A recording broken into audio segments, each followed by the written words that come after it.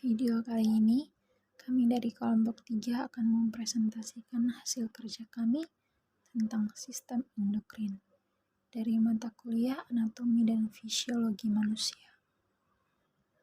Sistem endokrin. Sistem endokrin merupakan jaringan kelenjar dan organ yang memiliki peran penting dalam mengatur banyak fungsi tubuh seperti pertumbuhan sel, metabolisme, tumbuh kembang tubuh, dan proses reproduksi. Ada dua jenis kelenjar dalam tubuh. Yang pertama, kelenjar endokrin. Kelenjar endokrin adalah kelenjar yang mengeluarkan produknya melalui lamina basalis dan tidak mempunyai saluran. Yang kedua, kelenjar eksorin. Kelenjar eksorin adalah kelenjar yang mempunyai saluran untuk mengeluarkan produknya. Kelenjar endokrin. Kelenjar endokrin adalah kelenjar yang mengirimkan hasil sekresinya langsung ke dalam darah yang beredar dalam jaringan kelenjar tanpa melewati duktus atau saluran. Hasil sekresinya disebut hormon. Kelenjar endokrin terdiri atas 7 macam, yaitu hipofisis, tiroid, paratiroid, adrenal, pankreas, gonad, dan timus. Fungsi kelenjar endokrin.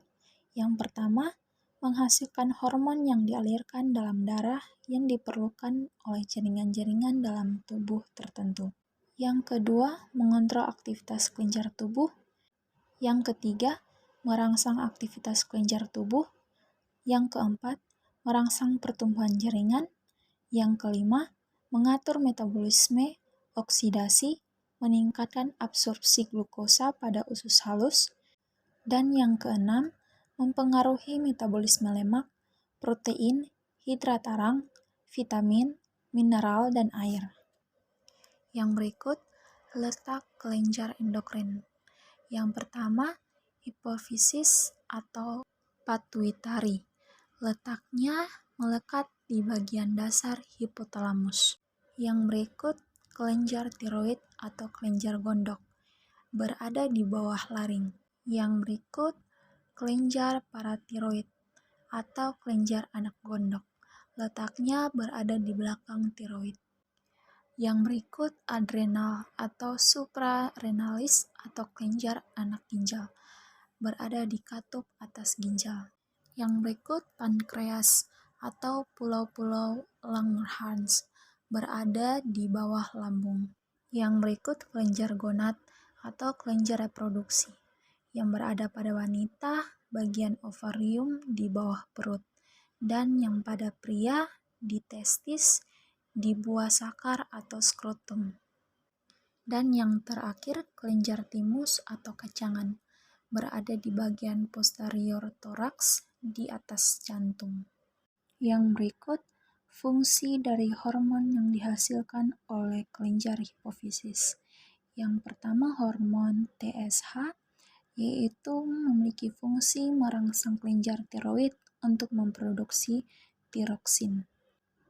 Yang kedua, hormon ACTH, yaitu merangsang korteks adrenal untuk memproduksi kortikosterol. Yang ketiga, hormon FSH, yaitu mendorong pembentukan dan pematangan gamet. Yang keempat, hormon LH, mempunyai fungsi untuk mendorong sekresi hormon reproduksi di ovarium dan testis. Dan kelima, hormon prolaktin, mempunyai fungsi menstimulasi sekresi air susu oleh kelenjar susu. Yang berikut, hormon GH, mempunyai fungsi merangsang pertumbuhan tulang. Berikut, hormon MSH, yaitu mempunyai fungsi untuk mengatur penyuburan pigmen pada sel-sel melanofor kulit sehingga mempengaruhi perubahan warna kulit.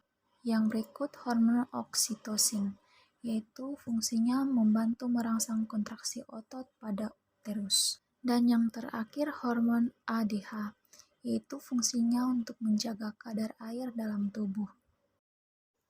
Yang berikut, hormon yang dihasilkan oleh kelenjar tiroid, yaitu hormon tiroksin dan hormon triodotironin yang memiliki fungsi yaitu pertama, proses metabolisme, yang kedua pertumbuhan fisik, yang ketiga perkembangan mental, keempat kematangan seks, dan yang kelima distribusi air dan garam dalam tubuh.